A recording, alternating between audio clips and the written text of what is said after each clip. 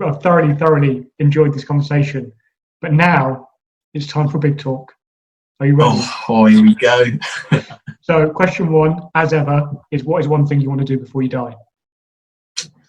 So it's interesting because recently I've been thinking about like legacy, and it was kind of tied to the thing about memories, where it's almost like after the last person that remembers you after you passed away passes away, it's like you've never existed in a sense, like you're not remembered, and you could have lived your life and made an impact to just like having a job and whatever, but you haven't actually left anything behind. And especially after reading like these timeless books like 1984, Brave New World, I just started Crime and Punishment. I was just like, these authors, they've been dead for quite a while, but they will forever be remembered. So I just want to, whether it's successful or not, at some point, just try and write a book of that fiction book of some sort. I've kind of have a few ideas down, but I think that would be something that can live past me. So that's one thing I want to do before I die, so it can live on after I die. That is awesome. You saying that's reminded me, I think, of a conversation that we had maybe during our time abroad, where I think I remember you saying that why would you want to be remembered after you die? Because surely you want to reap the benefits of it during your life. Was it you who said that? Yeah, no, so I was, what I did think at the time, and I've kind of gone full like 180 on this. So at the time I was like, it doesn't matter to you if people remember you or not after you've died, because you're dead, so it doesn't actually matter.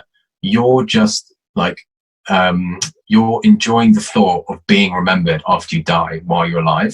So if you do something momentous now, and then and you're like, oh good, this has become a success, like people will remember me for this, you feel good inside because you're like, I will be remembered once I die. But actually, once you're dead, it doesn't actually matter. So it's weird. I don't know. At the time, it was very, a British way to think about it. But now I'm kind of taking a 180. I'm like, no, I kind of want to be remembered when I die after I die. But no, it's more about it's partially to do with that, partially to do with creating versus just consuming. So this is something else I was thinking about, where we always constantly are just more or less just consuming.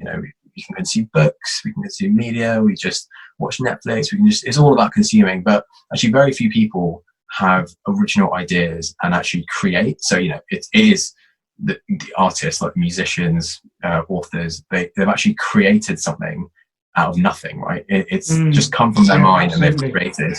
So to partake in something like that, where I've actually created and I haven't just gone through my entire life just consuming things from other people, is partially kind of the reason I want to write. And I just think like writing is the medium that suits me best. Like if I could, I'd love to write music or something, but I don't think I have the skills for that. So I just think writing is more accessible, and that's why I've chosen kind of writing a book. So it's easier said than done though, because you really have to force yourself to sit and just like write, because it's tough to write a whole book. So we'll see, but that's the plan. That's something I'd like to do. So just trying to work towards that, a word at a time, I guess. Yeah.